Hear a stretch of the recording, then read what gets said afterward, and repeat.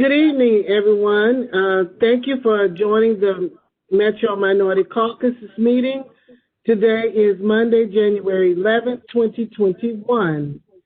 I would like to first make a motion pursuant to Governor Lee's Executive Order number 65 regarding electronic meetings.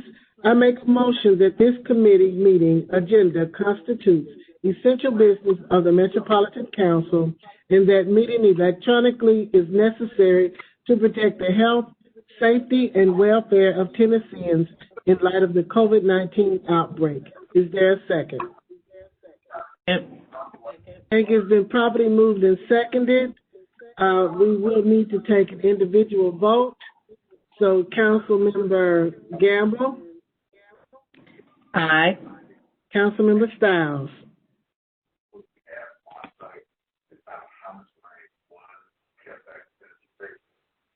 Councilmember Stiles? Aye. Councilmember Toombs?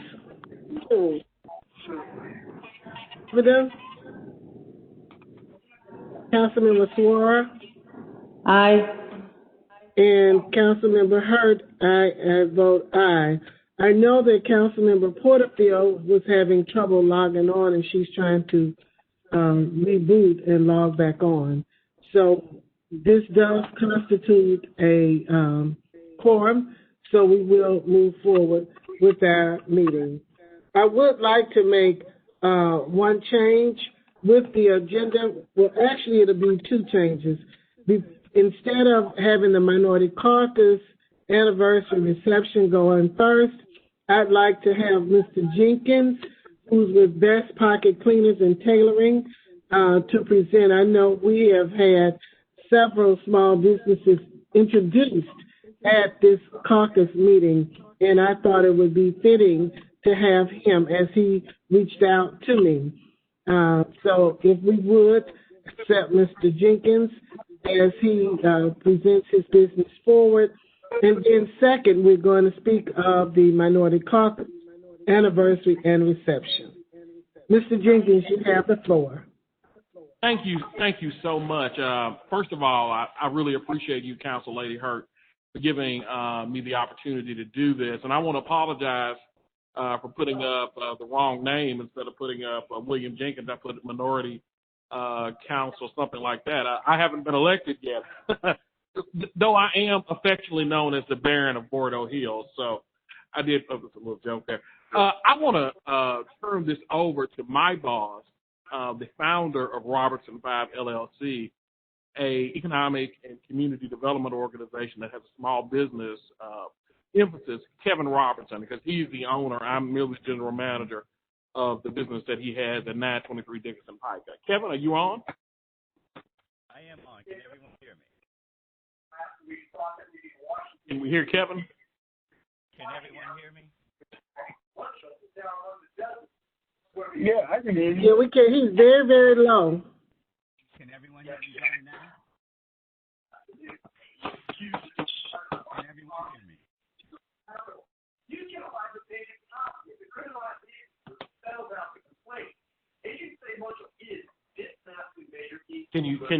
Can we hear you? You still there, Kevin? Yeah, can you guys hear me? Just barely.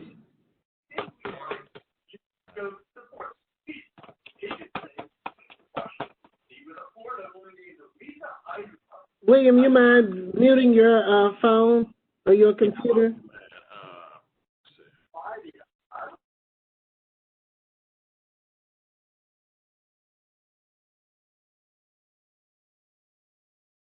Guys hear me? You still can't hear me? Just barely, Mr. Robertson. You're very, very faint. William, go ahead and proceed until I can improve my my connection here. Just go ahead and proceed with it, okay? Okay. Well, one of the things that we do, and as we all are aware of the economic climate that we're in, full disclosure, Kevin is not only the owner of this company, he's also my cousin. We have this is a family-owned business. Best 5 Cleaners is a business that's minority-owned in the heart of East Nashville, 923 Dickerson Pike. At this point in time in the, Davidson County, there are only 2 African-American-owned cleaning businesses, and that is this firm and Stay Fresh. And Stay Fresh was recently acquired. But one of the things that we're trying to do is we're really trying to reach out to our community and get our community to support our businesses. And that's why it's so important and it's so valuable that the elected officials like Joey, who I've had the opportunity to spend some time with, and even Council Lady Porterfield, I'm so glad that you're allowing and supporting Council Lady Hurt in this sort of thing, because we desperately, desperately need it. One of the advantages of dealing with Best Pocket Cleaners is that customer service is everything to us. We're willing to go out literally, and we'll pick up and deliver your personal items. Now, you said, well, how much does that cost? It's free. Not only is it free, we also will not jack up the price, because a lot of times you have these free services, the actual monies that go into it, the actual price would be more expensive. That's not what we're going to do, because we're so obsessed, I would say, in making sure that you get the best power and the best bang for your buck. So we're at 923 Dickerson Pike. We do everything. We also would love to have the opportunity to pursue some more commercial contracts. We have some relationships right now with the Harry Medical College. We at one point we had some relationship with Tennessee State University. We also did with the Music City the Music City Center and the Tennessee Titans. So what we're looking to do is the reason we wanted to meet with the Metro Council to show what it is we're doing, and we'd love to have an opportunity to deal with your own personal items. Because I know that all of you all are very, very snappy dressers. You're very sharp every time I've seen you on television and the newspaper. So we want to continue not only supporting our business, but making sure that you look your best at all times. So. Thank you, Mr. Jenkins. We appreciate that introduction. Are there any questions for Mr. Jenkins or Mr. Robertson?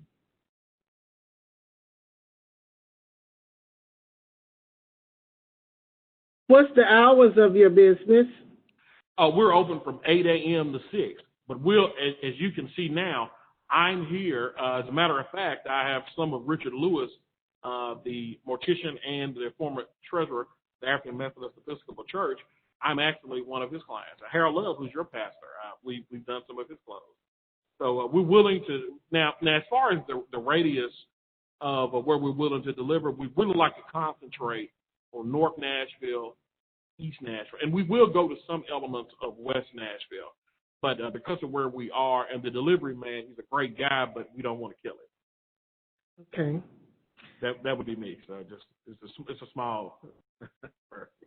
Thank you. Again, you want to give us the name again of the business, and is it anything Mr. Robertson would like to say?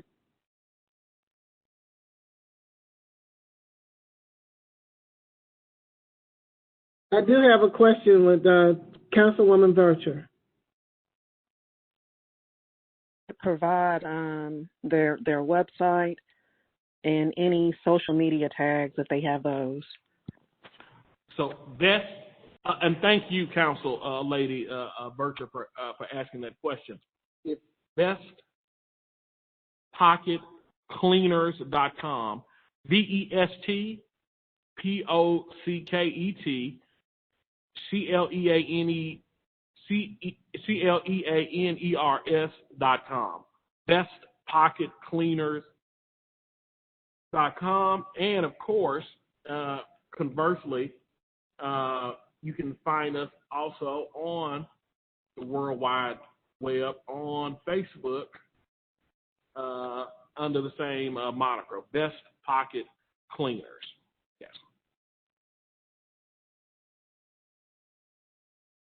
Okay, thank you very much. We appreciate your time and sharing about your business. We look forward to doing business with you later. Thank you so much, Council Lady, and to the rest of the esteemed staff.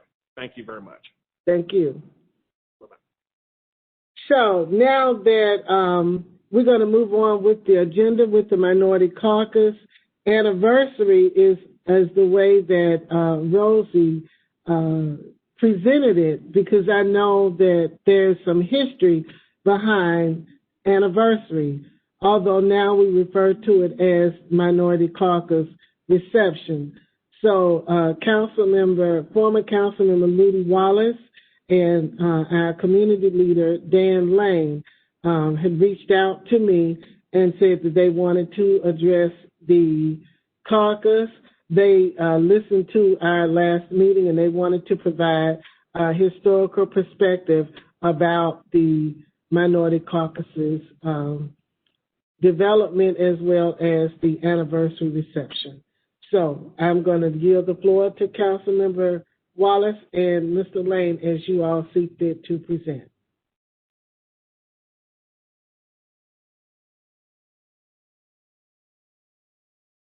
Okay, Sharon, this is Dan Lane. I don't know if Lou is on or not. I think he's trying to get on. He was on by phone. I don't know if he was. Okay. I know he was trying to get on by computer. Is he still? I don't see him. Let's see if he's on by phone, see if you can get him on. I'm on by phone. Okay. You want to go ahead and give us that historical perspective, Councilmember Wallace? Okay. All right. Well, let me first of all say Happy New Year to the caucus. Happy New Year. All right. You all can hear me, right? Can you hear me? Yes, sir. We hear you just fine. Thank you. Okay. Well, I got elected to the council in 1975. I'm pretty good at simple arithmetic. When I got elected, it was only seven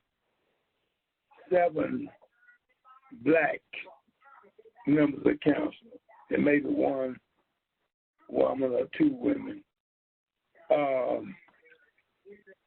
Since I told you I was pretty good at arithmetic, when the council was considering certain legislations and there were certain issues coming before the council, it was oftentimes that the majority of the members of the council was split. So if having a caucus of any number, but at that time it was just 7, when the council was split, usually that 7 could go to either side. They could cause the legislation to fail or pass. I realized that. So I always, from 1975, I advocated trying to organize a caucus in the council. We met during my first term, and that might have worked against me because I was a little old freshman. I don't know what I'm talking about. I didn't know what I was doing. We had a meeting, Mansfield Douglas, Jimmy Hawkins, and I can't recall who else, but those were the key members of the council at the time. And we tried to get it going, but we couldn't get it going because I don't know whether it was because they were older than I was at the time. But they were afraid that if we do the caucus, it might alienate our white brothers and sisters. But my motto was this: the United States Congress of America has a black caucus. The state of Tennessee has a black caucus. And that's the reason when we eventually organized it, I mean, what to say? Metropolitan Council Black Caucus. Now, 75, we couldn't get it done. So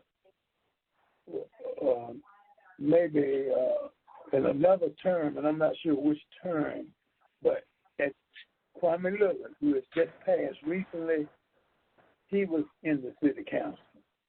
At that time, we met over to former council members Edith Langster. See, sometimes people get on the defense. If I'm attempting to do something, I generate, and I don't know what I generate, but it was like they thought, I don't know what they were thinking. But we tried again. We met at former council member Edith Langster Taylor. Kwame was one of the people there. I don't remember who else was there. But again, it was concerned about how it would affect the relationship with my white brothers and sisters. So that was another term go by. So here comes Jamie Isabel. And I've known him since he was in college. And we stayed friends. And I had known Pam Murray before she got elected to the city council, and had been involved with her in the community.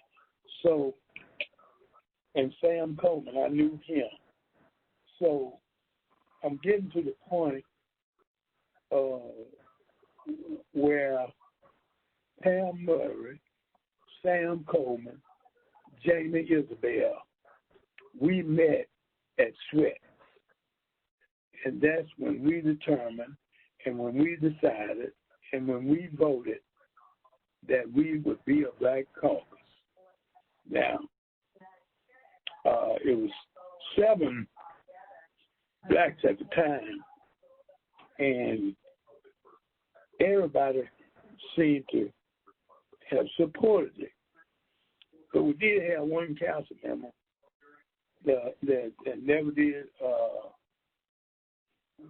I don't know how to describe his, but he was almost like he wasn't a member of the caucus.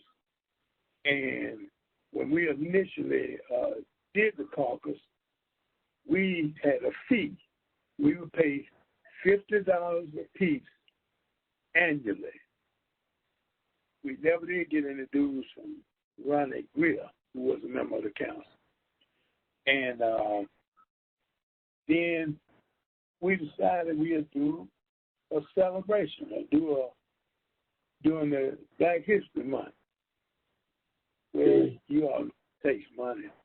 And Mr. Lane, with the real estate organization and the contractors, we did our first reception celebration at Sweats. I don't have the date of it.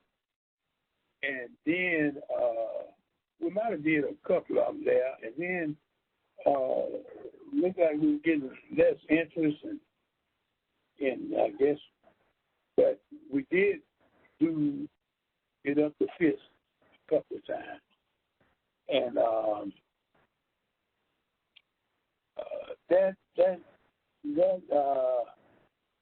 so when I left the council, I think Walter Hunt, and it's been several chairs of the caucus, and Mr. Lane always, we talked. He I hope this doesn't put him on the spot, but he was kind of disappointed that even from the beginning, they financed the receptions we would have and the events we would have. And then he found out that it was being held at Belmont. And I will say this. You all do have a first-class celebration. And Bob Fisher and Belmont, they really contribute and set it out for you all. And then since Maynard has been a former member of the council, he has reached out to sponsors and people that can contribute and help pay. And that's good. But when Mr. Lane and I talk, he'll be able to express himself, but it's almost like do something at some of the other colleges and universities. And I say some of the others, I mean TSU or FIS. That's exactly what I mean. So the caucus has been it was effective. We were able to determine who some of the judges were being appointed out of the council. We were able to determine some of the clerk positions. A lot of people died. A lot of things happened to people that we had to replace people. And most of the time, the caucus almost was the deciding factor most of the time. And now we didn't put anybody out. We didn't cut anybody's throat. If one might have strayed, if we got 6 out of 7, that was good. If y'all get 8 out of 10 or 7 out of 10, don't be mad with the rest, because that 7 is stronger than the 2 or 3, and plus 7 may be the deciding factor. And during the time, the caucus need to understand how they can help each other. A lot of, and not necessarily the caucus, but a lot of people involved don't really know how to help other people. See, I ran for the circuit court clerk. We had 2 clerks to die at one time. So the circuit court clerk, we had members of all the caucus voted for me. I got 15 votes. Ricky Rooker won out over me. But one member of the caucus voted for Ricky. But that was okay. It wasn't okay, but I'm just saying, it wasn't like I didn't get no votes, but I just want to mention that to you all. And then so many times it was, I'm going to give you an example. The caucus is simple arithmetic. Y'all have 10 minorities, right? 10 blacks and 1 or 2 other minorities, right? Yes, sir. We have a total of 11 minorities on the caucus. So a lot of people don't understand simple arithmetic. For the caucus to be most powerful is whenever there's a split. When there's a split, you can say, all right, we're going to bust it. We're going to defeat it. When it's a split, you're going to say, we're going to pass it. See, y'all got 1 vote more than half of the city council. So the other 29, when they get to arguing and fussing, you all can go to either side. But a lot of people don't think like that. They think that you got to have the majority of blacks. You don't have to have the majority of the blacks. You just have to have the majority of the people present and voting, the people, regardless of what color they are. But if you look at race, if you got 11, you halfway home. And anybody of the majority, they'll be crazy not to bargain with 11 and be all right with 11, because at the time of their need, then they want to be able to call on you all And you all can say, well, they always helped us. They always vote with us. But anyway, that's basically, unless somebody has some questions, that's basically where we stand. Everybody except the fact of being the Black Caucus. No white or any other race have ever expressed to me any ill feelings or anything about negative about having the caucus. They respect the caucus. They want the caucus support. And a person don't have to bite their tongue about them being black. They when I say everybody accepts it, and they might even say what the caucus gonna do. They kind of expected us to be unified.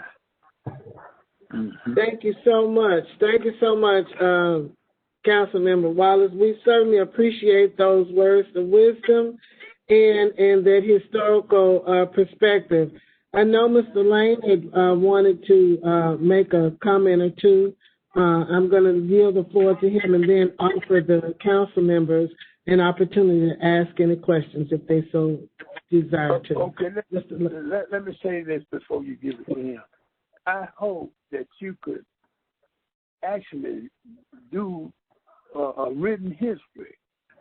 See, we don't have the history. And so maybe you can get that done before your term expires. That sounds really good. I appreciate that recommendation, and okay. I think it's something that we can work on. And I'm sure we can count on you to help us get it done, right? Yeah, I want. For what I know and what I do, I hate for it not to be known by others, and I hate not to be able to do what I can do to help people. Okay. Well, we're going to depend on you to help us get that done. Thank you very much. Mr. Lane? Hey, look. Yeah. Richard, and I'll be very quick, because as I always tell Ludy, he always can talk and take up all the time. But anyway, I'll be very quick.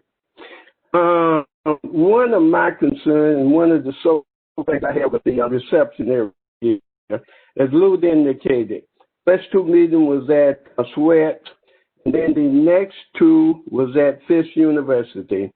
Our local chapter of NARAB, National Association of State Brokers, along with the Minority Contractors Association, footed the bill for those years and was prepared to continue to do it. And I looked up and I talked to Ludy, and Ludy said, we're taking it to Belmont. And I said, why not keep it at Fisk? Because one of the reasons I wanted that Fisk, the invitation went to all council members, and during that time, we did get some of the white council members to come out to Fisk to learn a little bit more about our black institution and the role they played in the community and so forth. Otherwise, many of the white council members would just hear about it, but never got a chance to interact with any of the professionals and the people at Fisk or TSU. And so, actually, I got a little angry, and I told Ludy with the council, and I think Jerry Maynard was involved with it, and Jerry and I fight. And one of the things I do is I fight with you all day. I don't take anything personal, and I can help a fight, then we can walk down the street and work and do something together. And I told Jerry, I said, well, if now you're going to take it from Fisk, take it over to Belmont. If that's what you want to do, I'm not interested in, writing a check and participating or sponsoring it if you're going to take it from the black community, because I think it's the Black Caucus and we ought to have it at our institutions and so forth. And now, since then, and I think most of the older council members like Jerry and so forth know my feelings about that. Now, 1 year since then, I think it was either 2008 or 2009, we did have it at TSU. And one of the things I like to throw out as a possibility is if we have 4 historical black colleges and universities here, why not let's just rotate it? And I don't have anything against Belmont, but let them also participate and maybe rotate it among Belmont, Fisk, TSU, Meharry, and so that all members of the council can become involved and attend and interact with the historical black colleges and universities here. That's very quick, and that's what I'd like to say. Consider doing that.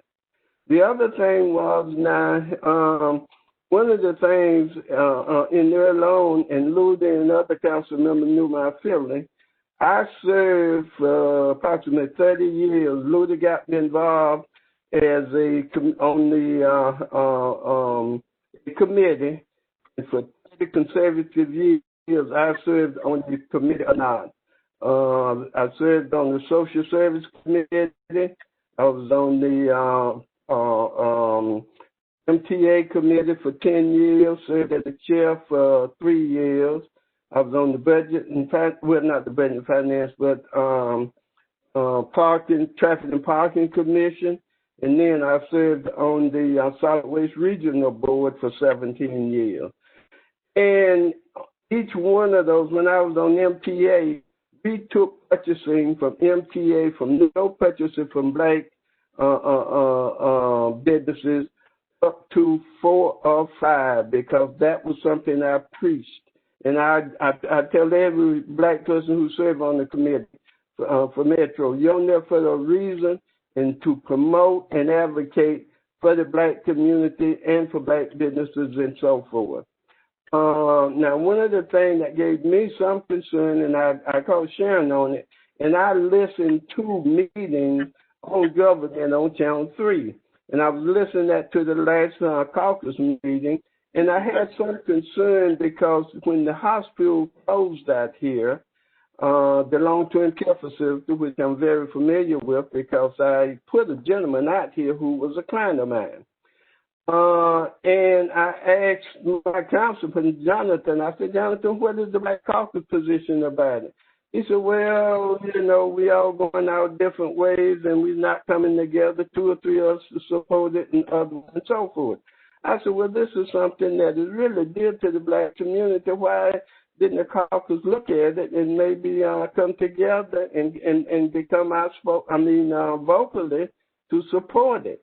Because when they wanted to close, I think, over at Meharry, several black caucus council members was vocally, and they did not close Joan over there at Meharry. And I think now it is, is a very good player for healthcare in this community, in particular when you see the role it has played in terms of testing for the, when you consider Joan and Meharry in COVID-19 testing and so forth. And so that gave me concern. So I said, well, Chan, why ain't the caucus more vocal on issues and things that impact and have positive impact for our community? I've shut up right there. But and people who know me, and I'm active in the business, community. As I say, I'm a real estate broker, and I'm also the vice president for the Bottle Business Coalition, and actually helped not initiate it. It was started by a gentleman who was at the YMCA, and after he left, I took the responsibility to keep it active, and it has grown some. I'm a big promoter on black community and doing things to better us, because if we don't advocate, no one will advocate for us. So I'll shut up right there and see if there are any questions. Thank you, Mr. Lane. You are exactly right. You have been very vocal and very active in the black community. You don't just talk the talk, you walk the walk, because if it were not for you, I don't think Jump would still be around and able to do some of the things that we've done in the last 15 or 20 years, almost the entire time I was there. So I have to give you credit, and I know that what you say to be true. Are there any questions for Mr. Lane or Councilmember Wallace in regards to the historical perspective and remarks that they gave us in regards to the Minority Caucus reception and the purpose as they see the caucus and how they will stand united? So we have Councilmember Porterfield first and Councilmember Gamble. You have the floor. Thank you, Madam Chair. I just wanted to thank both of the speakers for coming out and for giving that historical perspective. It's always very interesting to hear about the things that happened before us. So again, thank you for your time and for coming out and for sharing that with us. And Madam Chair, I look forward to us working on a written history of the caucus. So thank you. Thank you, Madam Chair. I also just want to thank Mr. Wallace, Ludy Wallace, and Mr. Lane for attending our caucus meeting today and giving us that historical perspective and insight. We know there's a lot of work to do, and myself, I can speak for myself as a new council member. Well, I say new, it's been almost a year and a half now, and minority caucus member, that we are ready to roll up our sleeves and get to work with what needs to be done in improving the quality of life and improving situations, particularly for the minority community in our city. And we appreciate your leadership and guidance in doing that. So I just wanted to add that as well. Thank you. Sharon, did you just ask two questions? Was it just two? Yes, they weren't questions, but commendations for. Two comments then, right? Yes. Look, the reason why I asked, I wanted to make a couple of comments. One yes, is, sir. I have not attended every event at Belmont, but I have attended several of those, and they've really been nice. And I really appreciate Bob Fisher of Belmont, whoever should get the credit for them having done what they did or do. So, see, the caucus can do other events. For example, you could do a big Christmas party. I'm just saying because a lot of elected officials and people do the parties. And it could be at FIST in the Appleton Room. It could be at TSU. Now, I don't know whether that would satisfy everybody, but it seemed like the issue raised was that the caucus wasn't doing anything at any of the historically black universities. And then the original one started at FIST. So there's other events and other activities. And I'm joining in with Brother Lane to say, y'all figure something out to do at FIST or do at TSU. And Bob Fisher getting ready to leave. So I hope whoever takes his place, and I hope Maynard will continue to help get those sponsors, because that's a first-class event you all been doing at Belmont. And, I mean, it's a showpiece, and all you have to do is get a couple of more events at TSU and FIST. They be the same way. Yeah. You know. Thank you, Councilman Wallace. We appreciate that. And Mr. Lane, and, you know, it's really encouraging to know that people actually do listen to the Minority Caucus meeting and to provide the insight that you all have provided. And I would just like to say that I did talk to Councilmember Maynard in regards to the Black Caucus being turned into the Minority Caucus and the reception. And he indicated that, of course, when Fabian Beckney was elected to be on the council, they wanted to be inclusive of Black and brown communities, and that's the reason that they changed the name from Black Caucus to Minority Caucus. And he also indicated that once he got on the council, it seemed as though, and I think it had been some time between that Councilman Wallace had turned out. And therefore, the activities of the caucus was not as active, and it wasn't very much going on. So then he tried to restart it.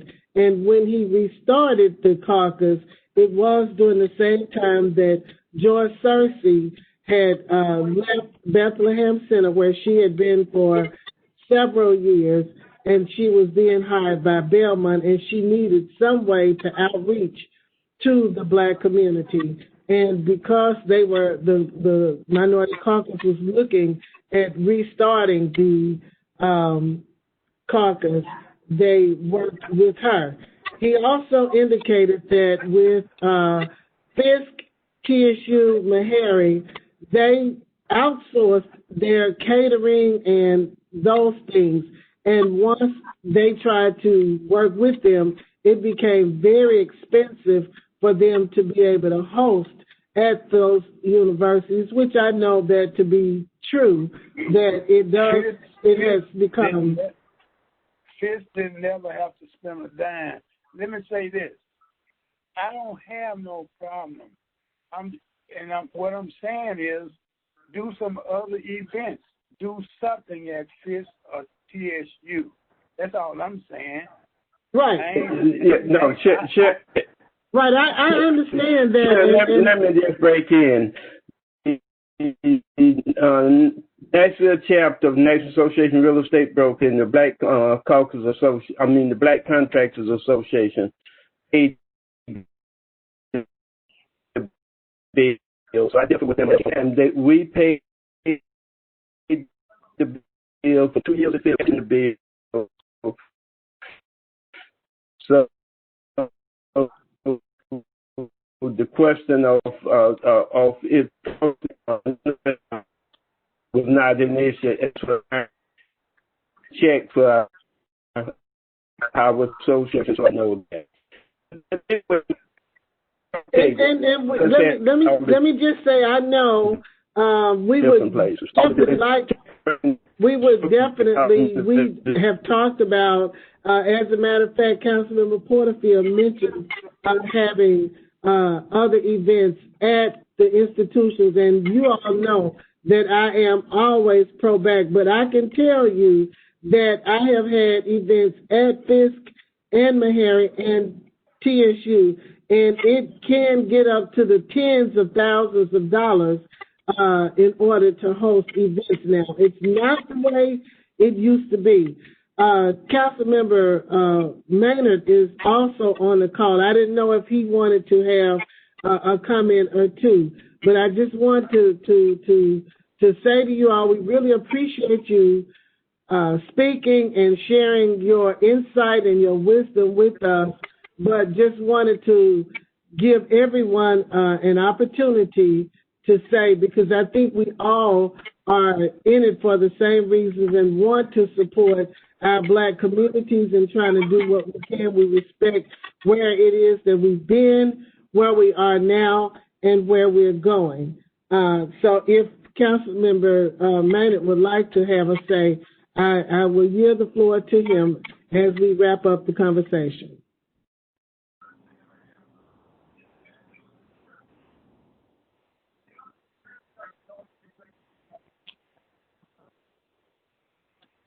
Well, I don't hear him speaking. I'm saying I like the event, what y'all do at Belmont, and I said that Maynard has been involved and he's helped make that a showcase more successful.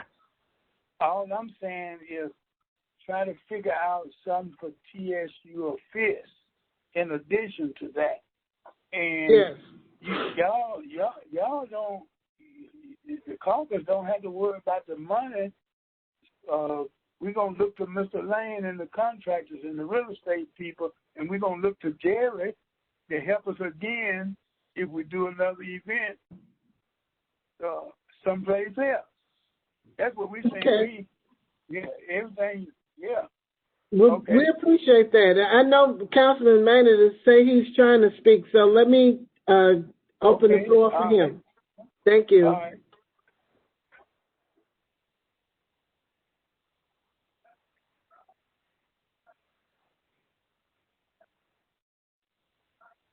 Councilman Maynard, are you on? Are you unmuted?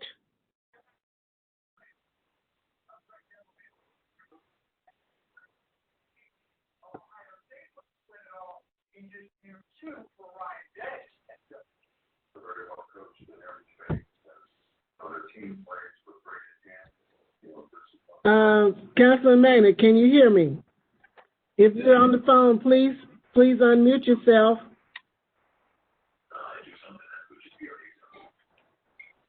Madam Chair, we do have two people on the attendees list. I don't see former Councilman Maynard listed as a panelist, but we do have two call-in users. If someone from IT can see if maybe they could be bumped up to panelists, that may be the reason why he's not able to speak right now. Right, I'm not sure. I see Councilmember Virtue has her hand with. Can you, Councilman Virtue?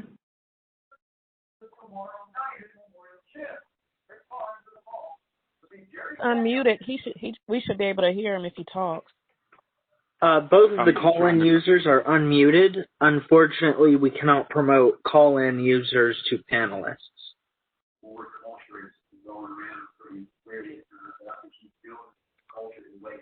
Am I able to be dismissed?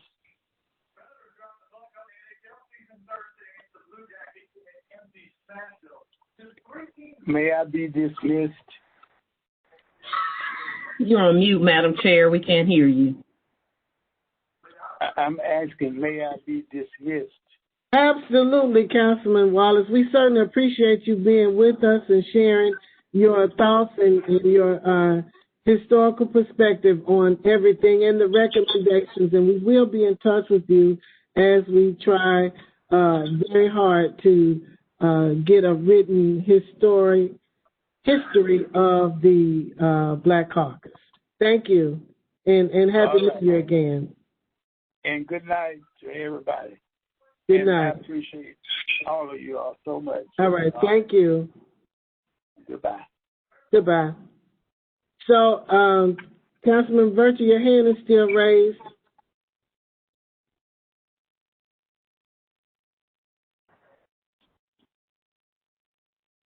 I couldn't see the number, so I don't know if that's Councilmember or former Councilmember Maynard's number. Yes, it looks like it is. I'm not sure why we can't hear him. He is unmuted. I can see him trying to talk. It's just not coming through. He might be muted on his phone. Now, can you hear me now? Yes, we can. You can hear me. All right. First of all, thank you all for the invitation. I was invited to come to the meeting, and I appreciate the invitation. I appreciate the service of Councilmember Wallace and the service of Dan Lane. Just briefly, less than 60 seconds. In 2007, I was elected. There were no Black Caucus meetings. Sam Coleman was still on the council, Walter Hunt, Vivian Wilhoit. I went and asked them if they were meeting, and they said no. And so I got us organized again, and so that we could reestablish the Black Caucus, we elected Walter Hunt as our first chair. We then heard about talking to Louis Wallace, we heard about the reception. And so we had our first reception under Sandra Moore being the chair, who was at Fisk University. Sandra and I paid for that meal at Fisk University. I talked to John Cooper, Jon Cooper, and I asked him about the way that they had paid for it before. And the simple question is this: if anybody, whether it's an organization or an individual, besides the elected official, pays any money for an event, it is consideration, a contribution. so that a council person had to then claim that on their disclosure form. So if any organization paid for a meal, an event, or if an individual gave, if neither of the elected officials counted it towards a contribution, it's illegal. And so what we did is we said, okay, we don't want to do that. We want to stay within the law, especially a loudmouth like me, who the Tennesseans love to get. We had to do it legally. So we formed the PAC, the Political Action Committee, which then allowed us to raise money where it would not count towards a contribution to none of the elected officials. The reason why we went to Belmont was because, simple fact, we went to Fisk, told them we were going to have about 75. They gave us a price. We had no money. I went to TSU. The price was high. We had no money. I went to Meharry. Their price was really, really high. And so I was talking to Joyce Searcy. Joyce Searcy said, won't you all come here? If you all invite our students, to let our students come for free, and if it's educational and blah, blah, blah, then we can get it. And we were able to have those events at a price point that was very, very inexpensive. At that time, again, we didn't have any money, so the elected officials chipped in and paid for the events. And then that next year, after we got the PAC formed, we then started raising money for the PAC to help pay for the events. Some years we fell short, where myself and Sandra, Lonnell, all chipped in and paid for it. Like the band, I had to pay out of pocket for the band, but we did all that, and it was a glorious time, great celebration. And if you have any questions of me, I would love to answer them. And can I make one response? Yes, Mr. Lane. At the time, we was told, we even did it at the council chamber, that if you did an event like that, you had to invite every council member. Every council member was invited. We also did, and several organizations used to come to the council chamber on the second floor and serve food prior to the meeting.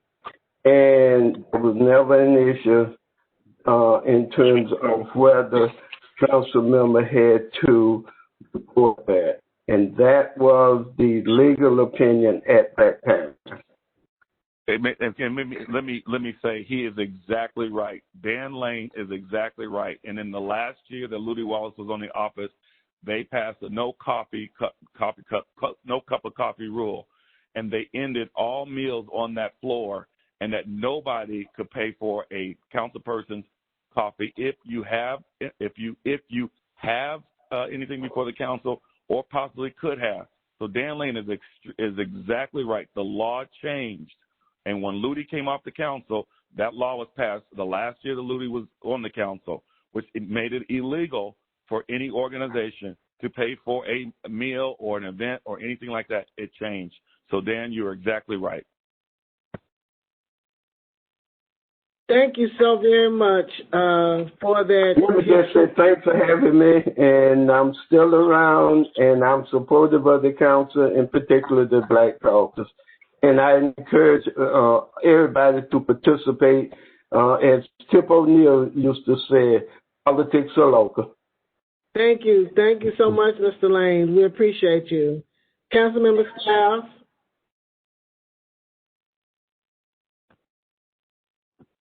Chair, can you hear me? Yes. Okay, excellent. Thank you so very much for calling on me.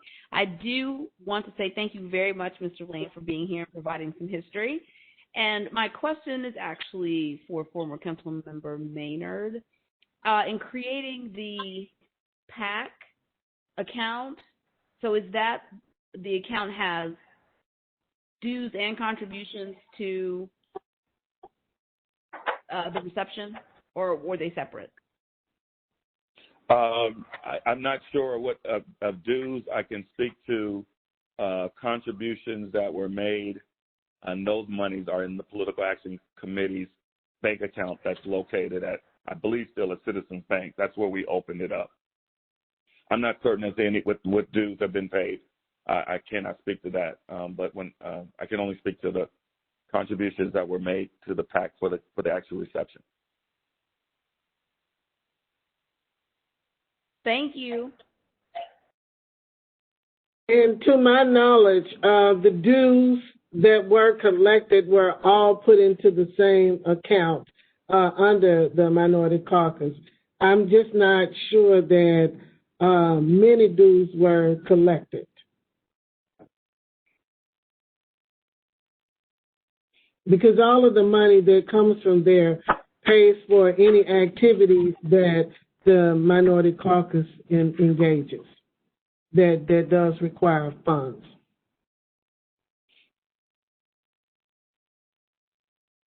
Would that not be true, Councilmember Burchett? I know you served as treasurer at one point.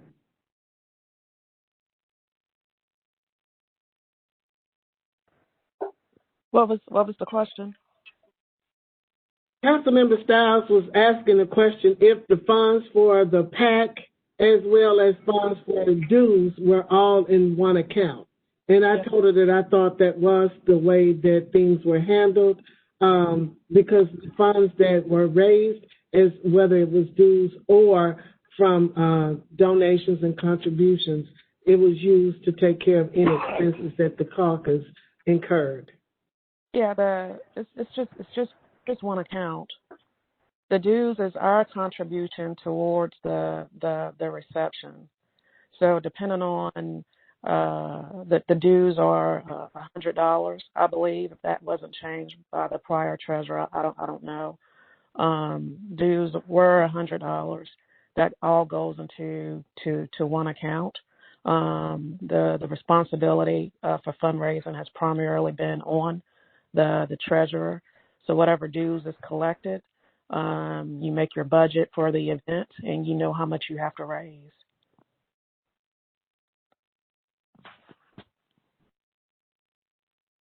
Did I answer the question, Madam Chair? Yes, you did. Do you have any further questions, Councilmember Stiles?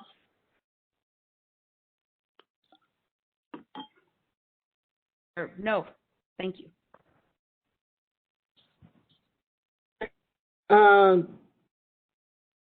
Councilmember Maynard, you are next on the agenda for the River North presentation. Well, thank you. Let me take off my one hat and put on my other hat. I appreciate you all. I'm a registered lobbyist for the development, the horizontal development for the River North development that's located in District 5. And that development has been voted on over previous 3 years, 2018 and the last is 2019. Briefly, in 2019, the Metro Council passed for the appropriation of close to $20 million for the infrastructure development, which is a public-private partnership, and that is to provide for curbing, for roads, both public and private, for open space that's public, for parks that's public, for streets and sidewalks that's public, but then also for the infrastructure for a private development that may occur at a later time.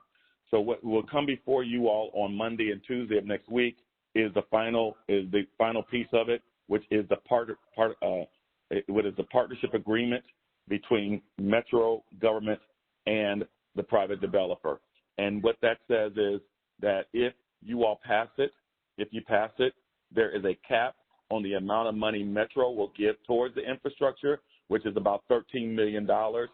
Then what the partnership agreement allows is for Metro and for the private developer then to work together to do all of the horizontal infrastructure that I named before, sidewalks, roads, curbing, all of those things. Some of those things, improvements, will be the public roads. Some of it will be for private development, the open space, and also the parks, all public for our Nashvillians. The vote that will come before you all on Monday and Tuesday. I wanted to say if there are any questions that you have, any concerns that you have, please feel free to call me, avail myself to you. Most of you will have my email and you have my cell number, and I thank you for this opportunity, and I would be happy to answer any questions if you have any at this time. Thank you so very much, former Councilmember Maynard. Councilmember Gamble. Thank you, Madam Chair. Just one question for Councilmember Maynard. You mentioned the $20 million appropriation for infrastructure and the public construction of this project. I just want to be clear. I may have missed something, but you said the $13 million with the partnership agreement with the private vendor. That's $13 million out of the $20 million that will go to that private vendor for the construction of this project. Is that right? Is that correct? Yes, it's my understanding that, and thank you for the question. So you all appropriated about $20 million that will go towards the infrastructure development, what we call horizontal development. If you all approve of the legislation, that the developer can only get access up to or be capped at around $13 million.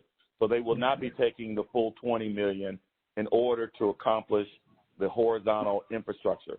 So that money will be going to the developer, and they will be working with Metro government in order to build the sidewalks, build the roads, put in the sewer lines, all of that infrastructure necessary for a later development. It's almost like building the pad, if you will, so that you can have development later on.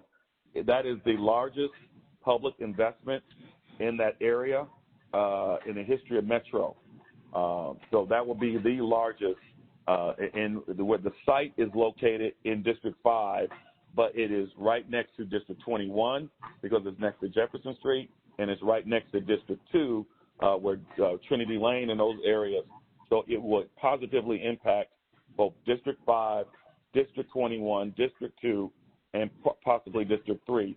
And so where you have, this will be the first time you've had the city actually making a public investment in that area of town. It would be the largest public investment. Thank you. And is it correct that this private vendor hasn't been selected, or has the vendor been selected? No, the developer. The developer is the developer is the one, along with the mayor's office, that I represent, that they're the ones actually doing the development, putting down the path. Okay. And Councilmember Maynard, my concern, I have to say that I consider myself a mentee of Mr. Lane and Councilmember Wallace, so I am concerned about how it is going to positively impact the Black community. I know that, as you said, that there should be some positive impact at a later date, but I would like to know what type of involvement in terms of the infrastructure. I understand that they may not be able to find a prime contractor for the major work, but are they looking to do some contracting and having subprimes from the Black community that can benefit from this largest infrastructure project that the city has supported? Thank you, and I appreciate it. That's an excellent question. As you all know, I strongly support and have advocated for minority participation. Here's where we are.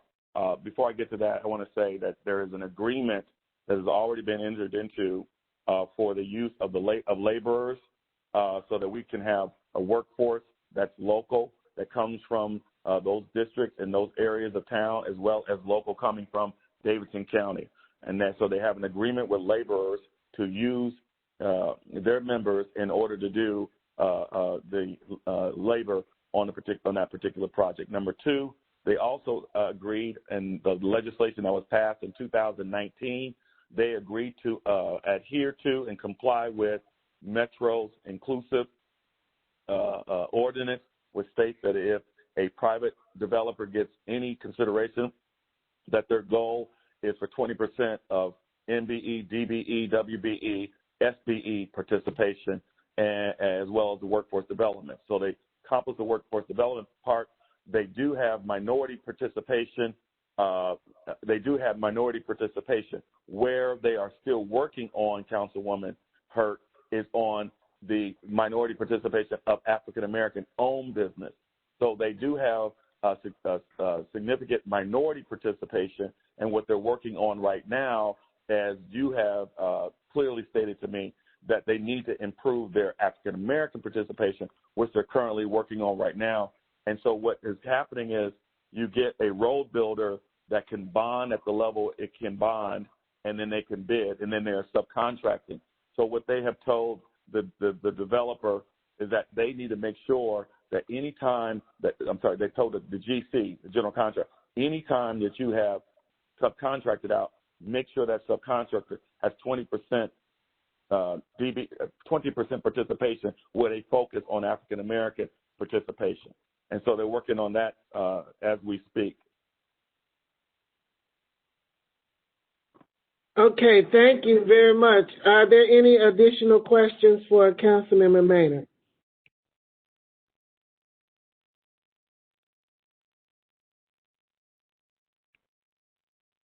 There being none, we're going to move forward with the agenda.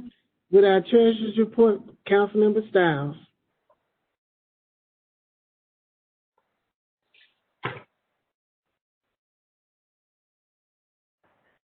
Will be brief.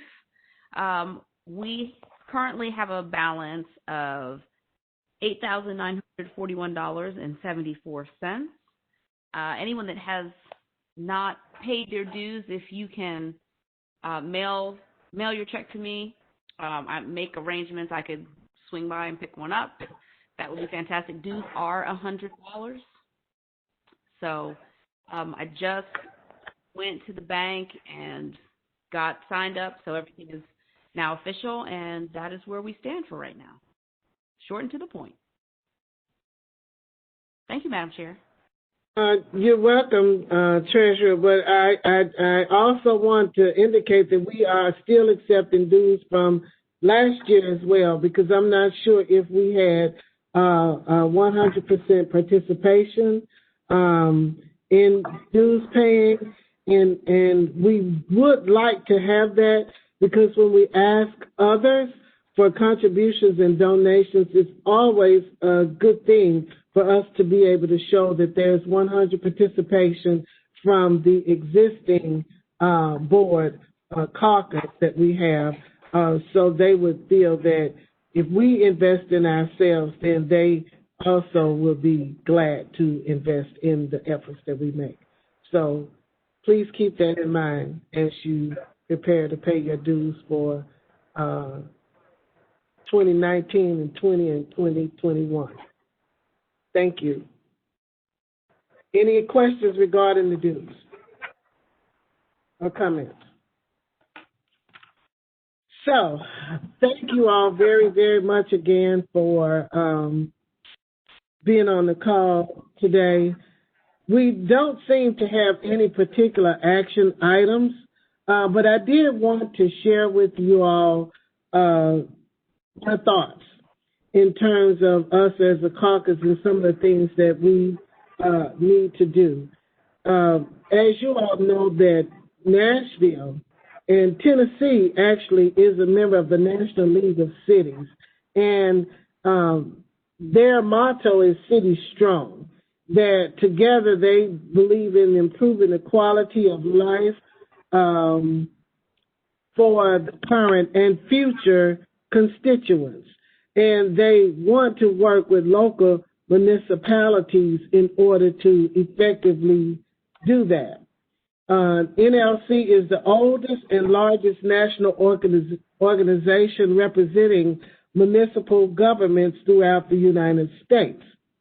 And they support local leaders in addressing structural racism, finding solutions, and developing custom-tailored plans and resolutions. To that end, the NBC Leo, Councilmember Wallace talked about there being a Black caucus for the United States as well as a Black caucus for Tennessee.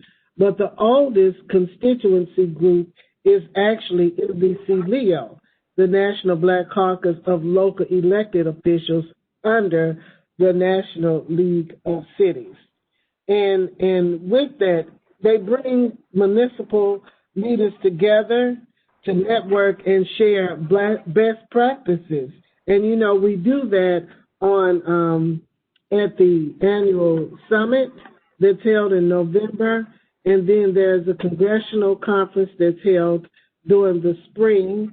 And then there is a summer conference that's held. For those of you who may not know, I am the president-elect for NBC Leo. And with that role comes hosting the summer conference.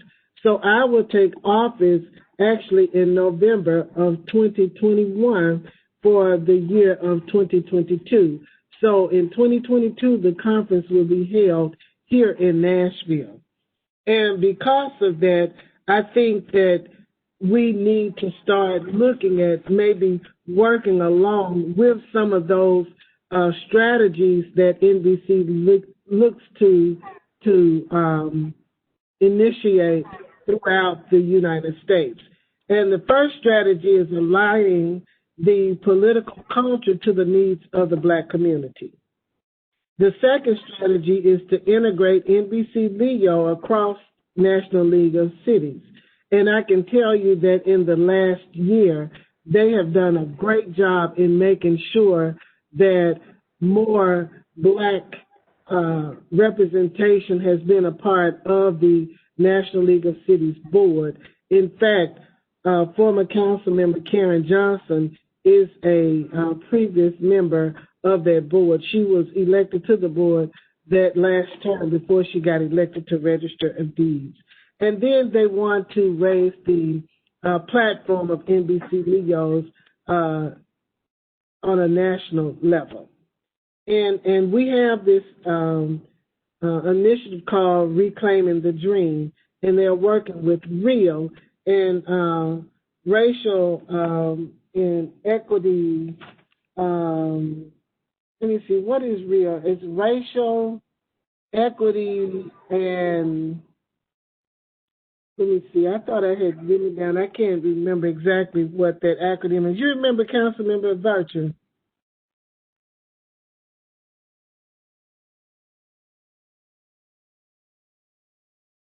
Nonetheless, but Chair, it is. I'm sorry. It's race, equity, and leadership. And leadership, right. Thank you, Vice Chair. I appreciate that. Thanks for having my back. But we had begun, REAL had begun working with Nashville when Ashford was in his position. And once he was removed from that position, all communications stopped. And I think that's something that we need to initiate because we've got some real issues for our Black community. Access to health care, access to jobs, and access to justice. And to that end, we have 5 efforts that NBC Leo is looking at. Criminal justice reform, equitable education, wealth, workforce skill development, community equity funds, and homelessness.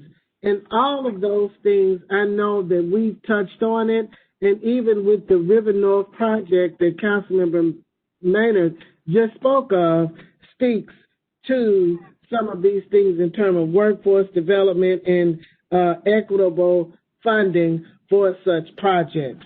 And I just wanted to share that with you all in hoping that we could start making sure that our mission and the things that we do align with the things that are happening across the country. And I'll be happy to take any questions. I see Councilmember Suara's hand has been raised for some time. If your question is regarding the NBC, Leo, NLC, or even the Treasurer's report, I do recognize it at this time. Councilmember Suara. Thank you, Madam Chair, and congratulations being the president-elect. I don't have any question. I do want to make another announcement when you finish your conversation about NBC Leo, but I just raised it to be recognized after we finish this session of it. But congratulations. I think it's great, and I think that if we will be hosting a conference in 2022, then it does make sense that we start talking about what does that entail. I think it will be good to know, does NBC Leo decide on the sessions that will be done? Do they decide on the panelists and things like that? What do they need from us? What would we need, not just as a caucus, but from the city of Nashville to be able to make that happen so that we can start the conversation early and start preparing for it, but I think it's a great honor, and congratulations for the position. And when we do finish that conversation, I do have another announcement to make. Thank you. Okay, thank you. And you're exactly right. That's what happens. Actually, in 2015, the National League of Cities Summit was held here in Nashville when we first got elected, and they do have communications. They actually utilized hall strategies, and of course, Conventions and Visitors Corporation was very much involved in the things, and NLC pretty much has the framework of what it is that they want. The NBC Leo does participate in outlining the agenda, the conferences, but NLC, has amazing contacts. As you know, when we were there in San Antonio, Common was one of the lead speakers, and they've had just people from D.C., some of the big names. Maxine Waters did the Democratic breakfast, and, we just have a lot of big-time people with NLC. We've had Magic Johnson, Terry Bradshaw. There's been just a number of local, national figures that have participated. When we went to Birmingham, they had Bakari Sellers as one of the speakers, and Keisha Lance Bottoms and from Atlanta when she was running. I think she had just been elected mayor of Atlanta. So they do put on a very fine event, and we do have some participation. We, of course, are going to have adequate hotels, and just it's a big undertaking, and it's a very great thing for us. So I really would like to continue those conversations as we move forward with that. Councilmember Stiles, I see that your hand is up. Did you have a question or comment? Madam Chair, I actually, much like Councilmember Zwara, whenever we get to announcements, I wanted to make a statement. Thank you. Okay. So I think we're at that point now. If no one has any questions or comments, Councilmember Virtue, I know you've been very heavily involved with NBC Leo as well. Do you want to make any comments in regards to the things that I said? Because you serve on several committees that I don't serve on. So if you'd like to make a comment, I appreciate it.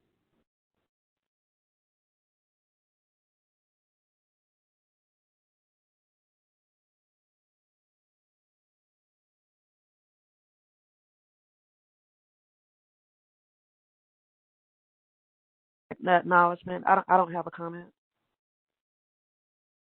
Okay, thank you. So I do have a new business. We don't have a new business or announcements category, but I just wanted to bring to you all's attention that I am very much concerned.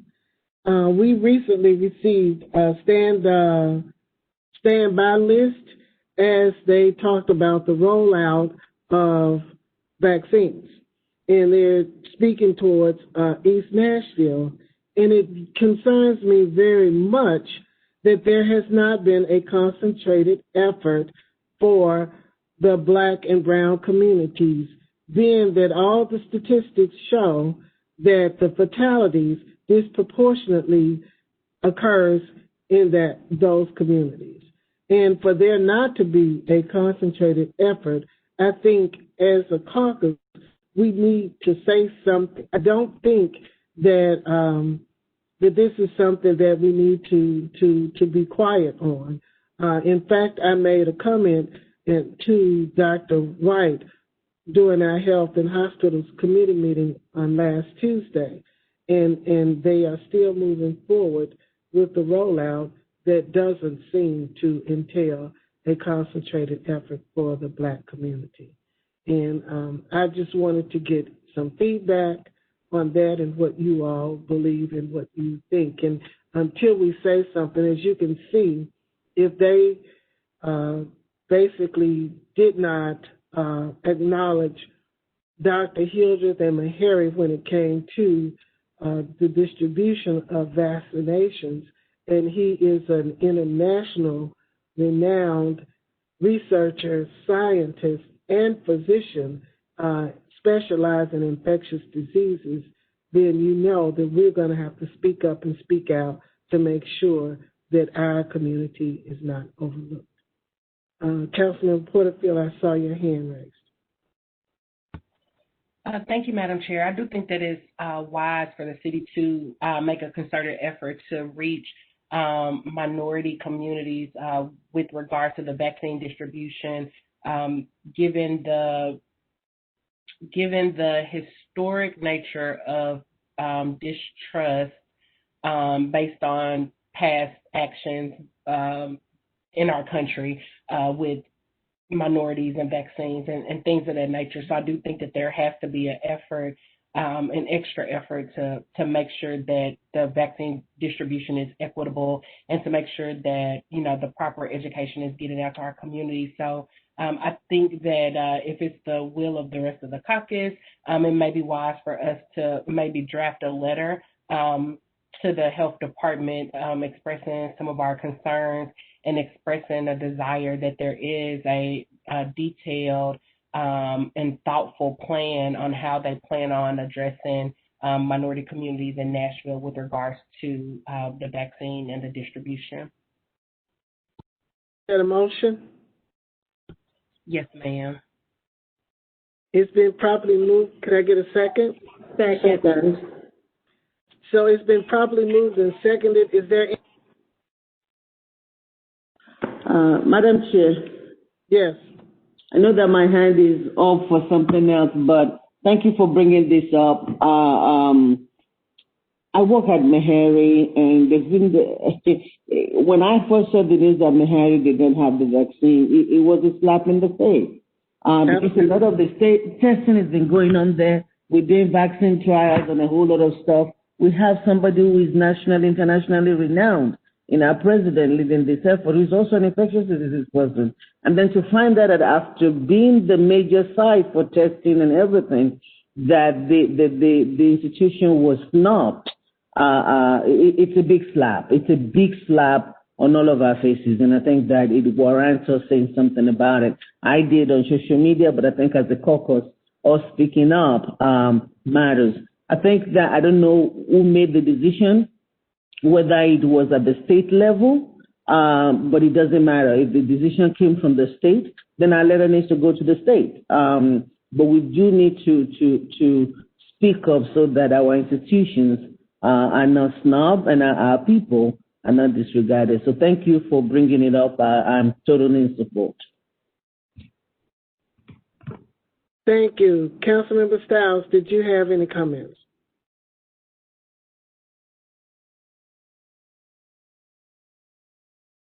Agree with what was just been said by Councilmember Zwar, but my comment was about something completely unrelated, so I'll wait until we segue.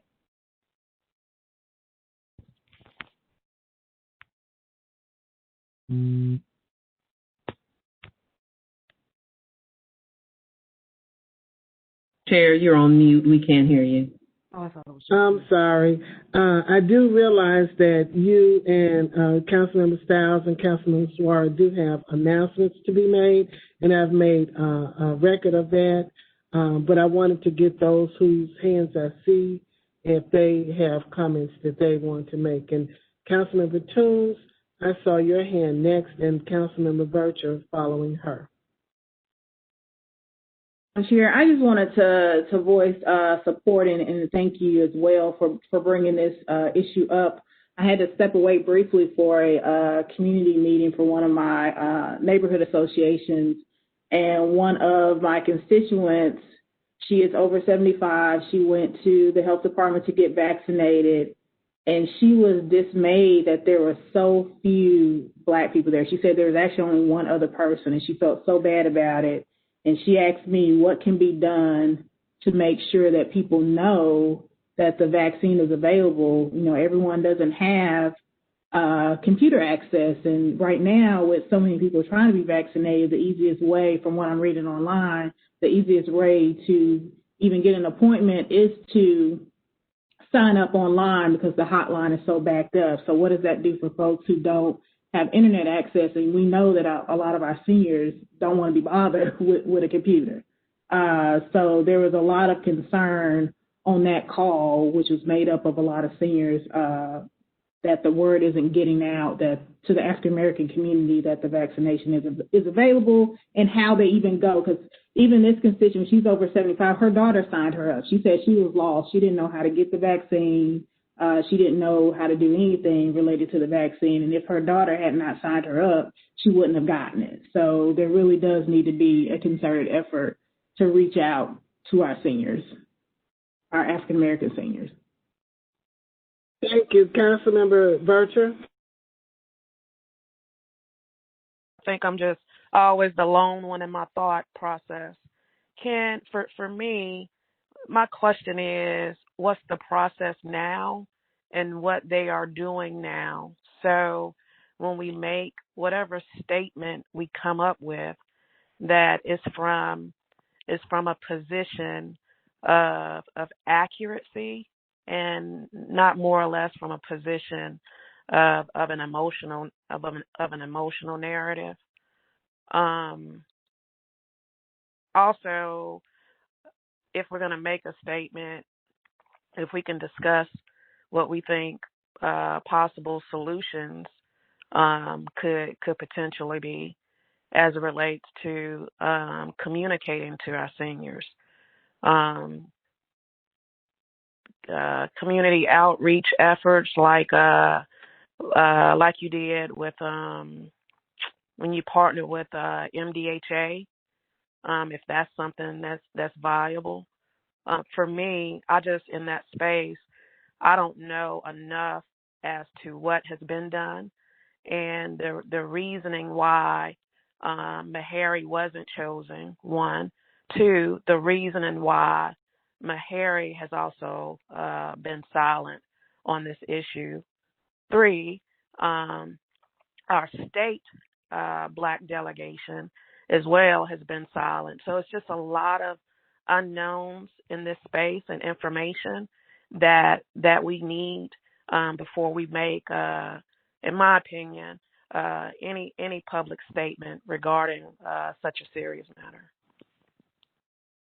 That's all I have to say, Madam Chair. Correct, because I did send information to our state delegation in regards to it because I was concerned that we did not have anything from them. And the decision was made at the state level. But, I mean, even they're talking about it being at 5 points. That's something that could easily have been at the border Y, something in the community where the greatest fatalities are occurring. But I do take what you say.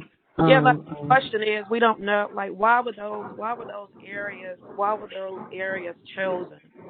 Like, are they choosing areas based on their analytics, the state's analytics, the county's analytics, health services analytics? We don't know. Councilmember Gamble, did your hand still up, or did you have another comment? Thank you, Madam Chair, and I also agree. Thank you for bringing this issue up. I just want to follow up to what Councilwoman Bircher alluded to. I agree that a statement should be made, but we should also include in that statement, or in that letter, I should say, to the Health Department, a proposal to assist or to lead an outreach effort for the minority community, the Black and Brown community, in receiving the vaccine. So, as I think someone alluded to earlier, if it's a matter of us as a minority caucus initiating, partnering with the health department to hold or to have a satellite location, whether it's Bordeaux, the YMCA, or wherever, where we're actually initiating a location specifically to target the minority community and providing vaccines. And I think, Councilwoman Sarara, your mic is live. We're hearing a lot of feedback. Thank you. That's all I have. Thank you. Thank you. Councilman Sepulveda. Councilwoman Suara was before me, so I could wait my turn. Excuse me? I think Councilwoman Suara had her hand up before me. Oh, I wasn't sure if that was from the previous comment that she made or if it was associated with this. It was, if I may. Absolutely. Yes, ma'am. I wanted to address the fact that when the list first came out and we found out that Meharry was snubbed to be able to address some of our council members' Virtue's points, there was an uproar. Meharry did speak up. President Idris did say something. There was a whole article in the Tribune about it. I believe that as soon as the post on the social media came up, I believe Metro did correct it with the help of the mayor. Meharry was able to get some vaccine. And so something was done, and something has been done since then. But I think more than anything, though, why does it have to be an afterthought? And so when we write the letter, it's from the aspect of, do we always have why do we always have to cry out before we're recognized? And I think that's the whole point of this, that if you have an institution that has been so involved in the process and the state did not acknowledge that, I believe it was from the state. And I think that's where we're speaking from. In terms of East Nashville, I know that they have an office in East Nashville. Maybe that's why they picked that. So I'm putting all this out there that even if it's been corrected, it does not stop us from still saying that, we did not like how it started out. Yes, they've corrected it, but we want to make sure that as this decision are being made, that we are, thinking of everyone in the state, in the city, and then we can provide the other alternative sites. So just wanted to put that out there. Yes, some things is being done. Meharry's got some for the people that are doing the vaccine trials and the staff there, but it was after the president spoke up. And I think that is not right, in my opinion. So, thank you. Okay, thank you. Councilman Sepulveda? Yes, thank you, Chair. I'm aware of some of the outreach they have done for the Latino community, just because I'm in contact with Fabian quite a bit, and so I know that they translate all of the press conferences, and they've been translating some of the graphics, and I know that some of our partners in the nonprofit world have also been sharing that with the community, and I think they were trying to do some outreach to the Hispanic pastors, and they've done interviews with the Spanish media on the radio and online. So maybe it would be good to have someone from Metro Health come present to us, or maybe if that's something that Health and Hospitals is already doing, that we could tune into that, because I'm sure there is definitely room for growth. There always is, and maybe there's a lot of things that were missing or that we could suggest to them that they could take a look at. So I just wanted to put that suggestion out there. Thank you very much. Councilmember Porterfield?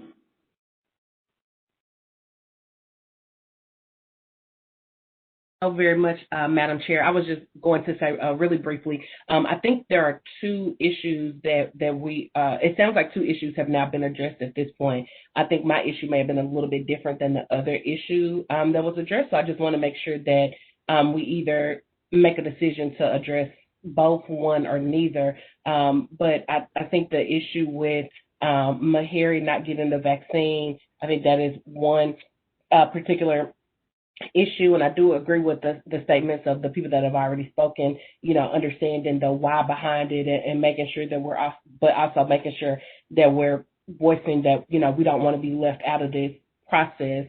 But then the second issue is also there has to be specific outreach to the minority communities to ensure that the minority communities are taking the vaccine and that they receive the proper education around the vaccine. So the very beginning of COVID, Councilwoman Sepulveda, myself, Councilmember Sledge, a couple of us consistently, were having concerns with the health department because there wasn't enough outreach that was being done in some of our immigrant communities and in some of our communities, non-English speaking communities, to make sure that they had the right information, to make sure that signage was in different languages. So it took a lot of work of us pushing to make sure that they ultimately did what we were asking, to make sure that all communities were getting this information. So very similar with this vaccine, we know historically many minority communities, and specifically the Black community, has distrust when it comes to things like this. When you look at Tuskegee, when you look at the things that have happened to us historically, a lot of people still have distrust. And I personally know a lot of people that are saying that they're not going to get this vaccine. So if there is, if our Department of Health plans on making sure that all communities are vaccinated, they may have to do an additional push in the minority community. They may have to do more education in the minority community around the vaccine and around its merits and around why it's safe. But there's going to have to be an intentional campaign for them to do that. We can't just rely on, people taking it or not taking it. It has to be intentional that they are trying to make sure that all communities are taking this. So I just want to make sure that my position on that was clear, because that's related, but separate to the issue of Meharry not getting vaccines. So I just wanted to say that, Chair. Thank you. Thank you. And I just want to say that my point is that it is documented that the fatalities are disproportionately occurring in the Black community, specifically 37218 in Nashville. And because of that, it seemed to me that there should have been a concentrated effort to start in that community first. In my opinion, I understand that they are doing 75 years and older, but the fatalities are occurring in 37218. And I think that it all could be handled simultaneously. It doesn't have to be one or the other, but something specific can be there. And what I think your question was, or what your motion was, is that we write a letter to the health department asking that there be a concentrated effort. Councilmember Vercher? Thank you, Madam Chair. I think we're all saying the same thing. We are all in agreement. I use Meharry just as a point of reference. They didn't have the vaccine. Now they do have the vaccine. I don't know to what extent, nor do we know if they are already planning some type of campaign as it relates to the vaccine. I'm just simply suggesting that we dig a little further for additional information, because this is going to be ultimately this minority caucus endorsing, telling some of our most vulnerable, as Councilwoman Porterfield just conveyed, where they do not trust, and we're going to be that bridge. Our statement will be an endorsement for a vaccine that none of us have taken at this point. So we can't speak to the merits of it or anything like that. We're going to be relying on that information from the health department. I just really need for my own comfort, getting behind endorsing something, because this is about people's health. I need to know and understand why, as a city, we've done it, how we've done it. And I've watched those briefings, and this is just my position. I don't get anything from them, because at this point they're more ceremonial than informational. I too get those questions. How do I get the vaccine? Haven't heard anything on the radio stations. Haven't heard anything on WPLN.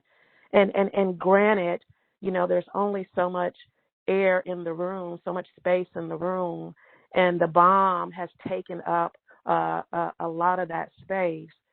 So, when we push our message out, I'm just saying I would prefer it be concise, so that it has a more of an impact, and our community can trust what we're saying behind our message.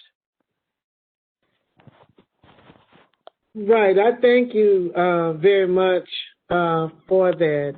And, I heard Chris Rock say that, I take a Tylenol.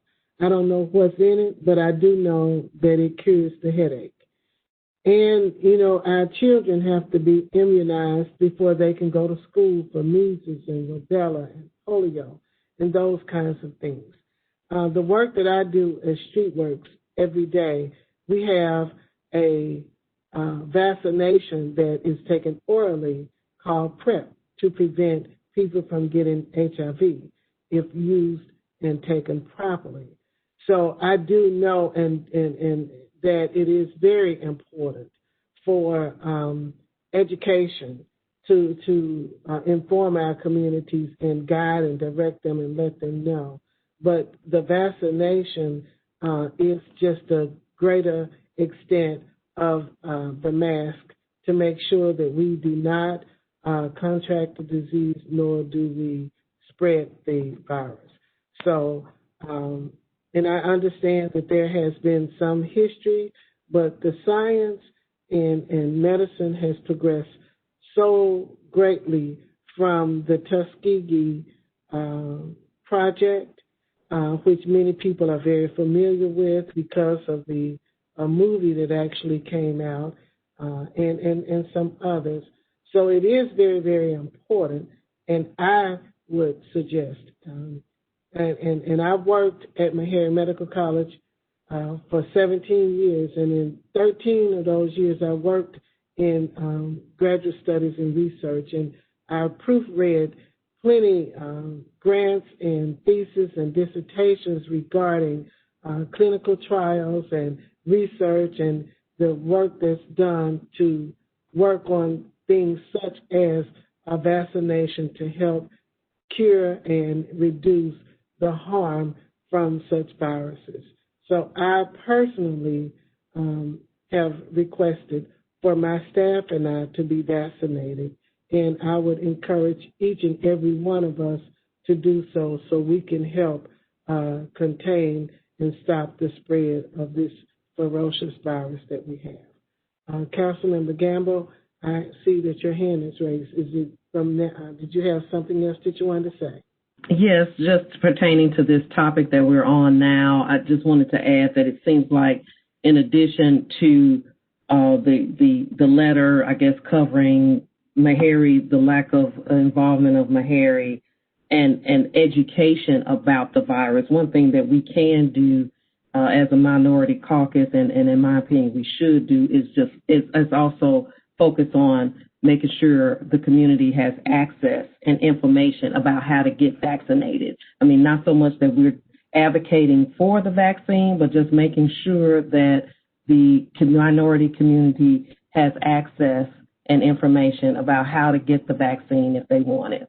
So just wanted to add that. So I think that it's a lot in the letter based on everything that has been said. And I do know that there is some, Dr. Wright spoke to it the other night, that they do have a strategy that they want to include the communities and the Black and brown communities and the vulnerable populations and the rollout that they have. And so I do know that they're doing something, and I also spoke with Dr. Hildred subsequent to that meeting that we had on Tuesday night, and he said that they were going to be assisting the health department as they roll things out. My concern and what I thought that the original conversation was about was that we speak to a letter to the health department expressing our disdain that there has not been a concerted effort targeting the or concentrating the Black community, knowing that there have been the highest rate of fatalities. That in itself and all of the other things that come along that we discussed, while it's very valiant information and valid information, I do think that we might be getting far in the weeds if we speak to all of those things. But just as a caucus say that we do have concerns that there has not been a concentrated effort to address giving vaccinations in the Black community. And I say particularly 37218 because that's the highest rate of fatalities. I see Councilmember Suara and Councilmember Porterfield's hands raised. Councilmember Suara. No, Madam Chair, that was still from before. Just wanting to make sure that that you did not forget to call me for my announcement. Thank you. Okay. Councilmember Porterfield. Thank you, Madam Chair.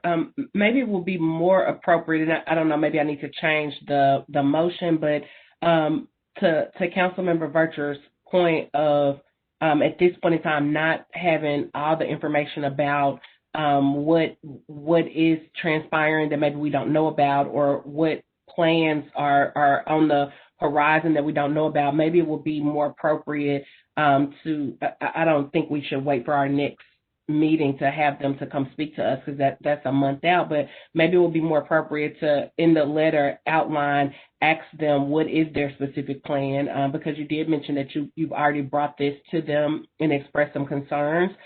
So maybe this letter is asking what their plan is, what they've already done, and sharing that we want to, it is imperative that everyone has access to the information, to Councilmember Gamble's point, so that we're not, advocating necessarily for or against it, but we are saying that we want to make sure that our constituents and that our communities and vulnerable communities do have access to it, because I think Councilmember Virtue had a very valid point. There could be a plan that we don't know about, so maybe we change the shift of that letter to ask them to reply to us with the plan that they have in place. Okay. I think it's been great spirited discussion. But my point is, as a caucus, we just need to state that we have a concern as a minority caucus that there has been what it seems to be a neglect of a concentrated effort to address the Black and brown communities, period. They have their plan, what they're going to do, and how they're going to do it.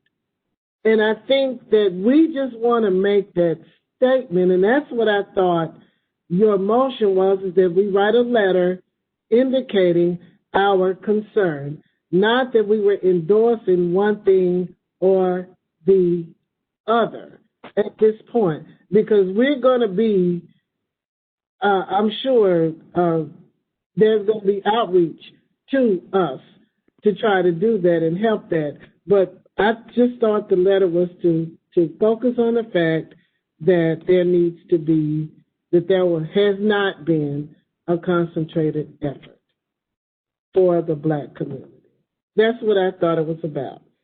So if that's not what it is, then maybe you need to rescind your motion and resubmit the motion. Madam Chair, I think we can do both. I think based on whatever, I think we're all saying the same thing. I think we're all coming to the same thing. We can always talk about how we did not like how things went down. We can make an example of what our constituents are saying about not knowing where to go and not everybody is covered. We can do all of that, but in the closing, talk about what is the plan going forward. Or maybe even talking about our suggestion of, we think there needs to be a place in North Nashville or a place where access to the people where it's mostly impacted. We can offer that as a suggestion. We can also ask them, what are your plans? What are the outreach that you have? How can we push that out? I think we can do that as one letter. It doesn't have to be just reprimanding or talking about how happy we are and leaving it at that. But I think we can also say proactively, yes, we see that, but like Councilmember Rogers said, what are you doing about it? What are some of the things that you're doing? And by the way, might we suggest X, Y, and Z? I think the letter could do all of that. I don't see it as either or, and that would be my suggestion. Okay, that's fine. I guess my whole point is what do we expect in the end? What is it that we are trying to accomplish in writing the letter? And I think that once we determine what it is that we expect to get from that, because we are not the overseeing body to mental health. And we don't want to overstep our boundaries with the Health and Hospitals Committee as well. And there is a overarching body and board that oversees the Metro Health Department as well as the state. So I guess this is again great discussion. But where do we stand? Councilmember Vircher. Madam Chair, you're doing a great job. Just breathe. Okay. The letter is simply this. It can just be this simple. We express our position as to how they rolled out the vaccine, and then we as a caucus request a comprehensive plan for dissemination, outreach, whatever language whomever's going to write the letter chooses, as it relates to minority caucuses, to the minority caucus. Obviously, they have a minority plan for outreach for the Latino community, and they may have one for the Black community. We just may not be aware of it because I don't know if Fabian does a great job for the Latino community. I don't know who our ambassador is in bridging that with the health department, with the regulations that's coming down from the state as it relates to the Black nonprofit entities here in the city. And just kudos to Fabian for doing that for his community. I don't know who our ambassador is to bridge that. Our letter is going to be a letter we'll request whatever it is we want to request, because the goal is to let them know that we are aware. That's the goal to the health department. But our goal to the community is to make sure that our communication connects them to the resources and to the accurate information, because the stuff is changing all the time, the accurate information as it relates to them being able to get the vaccination. So let me just say, simple as Councilmember Hall requested that maybe he, Councilmember Taylor, and I meet with Dr. Wright when I brought this up at the Health and Hospital Committee meeting on last Tuesday. So again, I'm not on Health and Hospital, so I don't know what transpired. Right, and I understand. I didn't know that was a request, and you may have other caucus members that may not have known it was a request too. But right. As a caucus, we don't just send out a letter saying we're not satisfied with something, period. So can I ask you to draft the letter? No, ma'am. No, ma'am. Your vice president can. And I'm sure she would be certainly willing to do so. Yeah. So, Madam Chair, I don't have the capacity to do it. Okay, so I got 4 hands in the queue right now. So Councilmember Porterfield, Suara, and Stiles. In that order, please.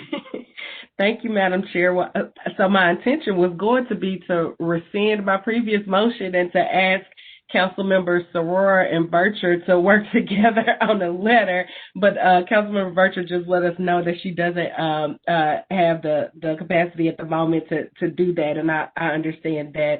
So I would like to rescind my previous motion, and I will state a new motion that Councilmember Soror and I draft a letter, and if Councilmember Gamble is willing, I'm going to recruit her because she is the supreme writer of the group. So, or I can actually, let me change that.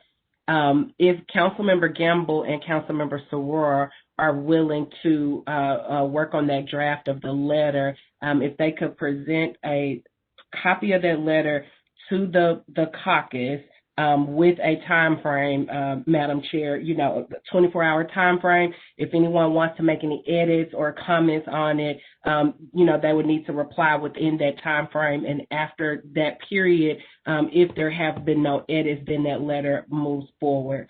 So that I rescind my previous motion. And if Councilmember Gamble and Councilmember Soror are willing to work on that, that will be my new motion. May I have a second, please?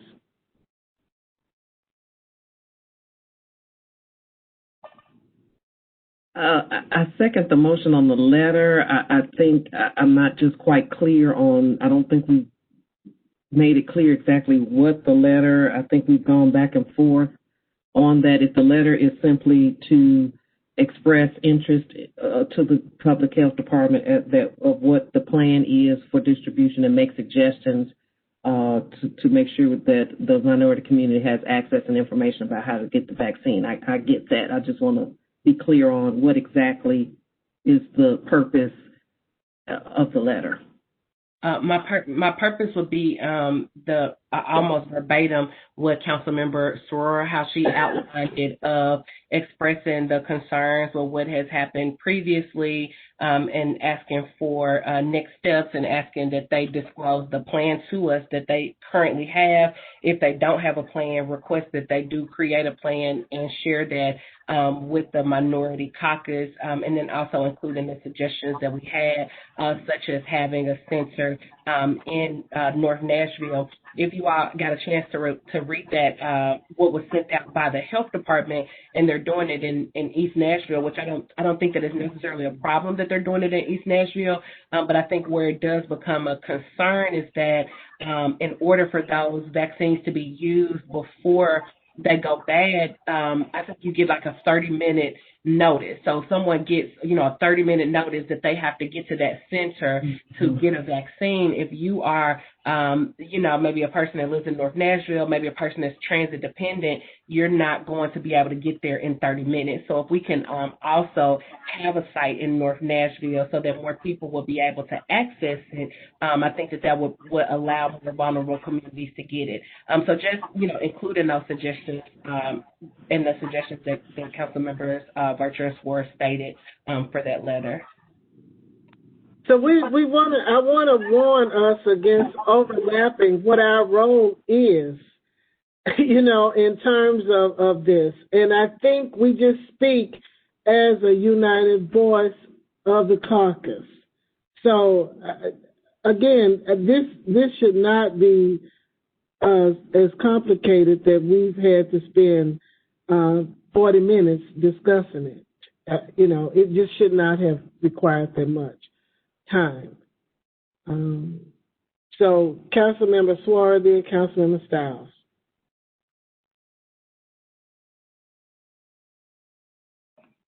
Thank you, Madam Chair. Can I go on with my announcement, or are we still on the letter? I think our Councilmember Porterfield put it right, and I think she can draft the letter. I think for me, if we as a caucus are going to complain about something that we feel is not right, and I'm very much passionate about it, wasn't right, we should. I think it's also important for us not to just complain. I think offering a solution or having a way forward is always important. So that's the essence of saying, why don't they tell us the plan, or we suggest, even if we don't want to know the plan, at a minimum, the idea of let's have something in North Nashville so that our people can access it. At a minimum, we should be able to do that. If we're not going to offer solutions, or because the essence of this thing is to get our people vaccinated, not just to complain. And so if we're not going to offer those solutions, or we're not going to go to the next step, then I don't think there's any need in just complaining. Then we let health and hospital take care of it. But if we're going to complain, for me, I think having a suggestion or a plan forward makes more sense. And I don't think that is overstepping. So I just want to put that out there, but I will go with whatever we all decide. But my hand is still for the announcement that I wanted to make. Yes, ma'am. Yes, ma'am. Thank you. Councilmember Stiles. I also have my hand up just to make an announcement, as it is 8:06. Thank you very much. We have a motion on the floor, and we must take an individual vote if there should be a letter written outlining the concerns that we have and offering a solution for the concerns stated. Those in favor, please respond by saying aye. Councilmember Suarez. Aye. Councilmember Porterfield. Councilmember Stiles.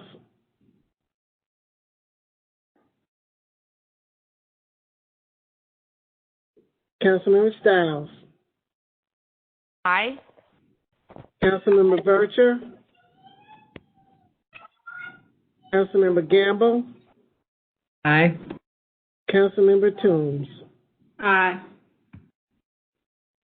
Did Councilmember Sepulveda leave the call? She had to jump off. Okay.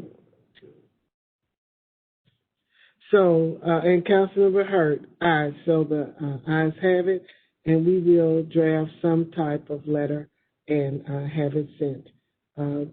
Rosie and I will draft something and have it sent out to the caucus. Now we're going to move forward with the announcements. Councilmember Suarez and Councilmember Stiles. Thank you, Madam Chair. I'll make it very quick. I just wanted to give an update on the John Lewis Way. The committee was going to have a celebration in February, but because of the magnitude of the celebration, it's supposed to be city county-wide. We decided to postpone it to July. because of COVID and also because of what happened on Second Avenue to allow our city to rebuild. But we were told by Public Works that the sign will have to go up. The address is already changed in the system. I got a letter from one of the state senators that already has the address on it. And so the sign will be going up this week. It's a soft unveiling. It's only, I think, Madam Chair, myself, and a couple of the committee members will be there. What we just wanted to do is take a picture of the sign, the fourth sign, at Jefferson Street and John Lewis Way, and just be able to put that out in the media and let folks know that there will be a celebration in July. But I wanted to at least make sure that the caucus is aware so that you're just not seeing that in the media.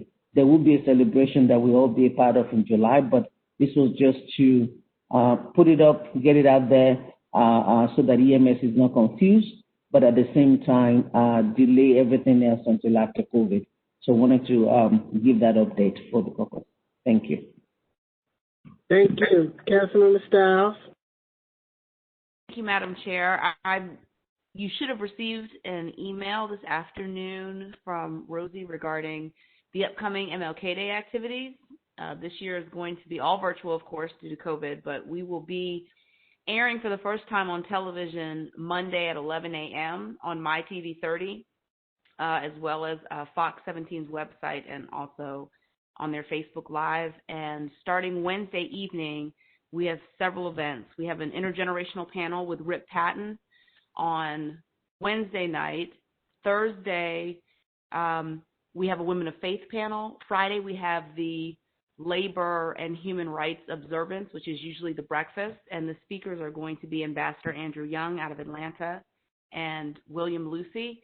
Saturday are our youth activities. We have a whole day youth symposium with Sharon Gentry, Christian Buggs, several youth artists.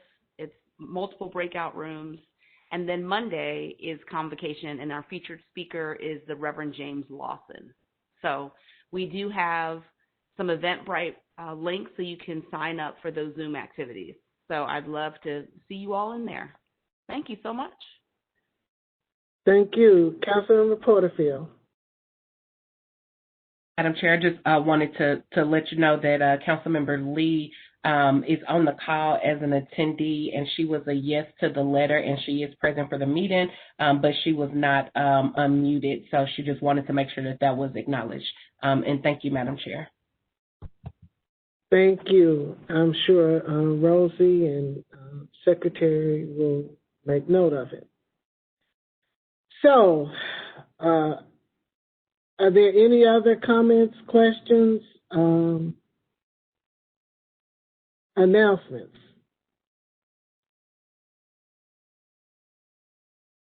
There being none, then I entertain a motion for adjournment. So moved. Second. Thank you all. Have a good night. Good night. Thank you.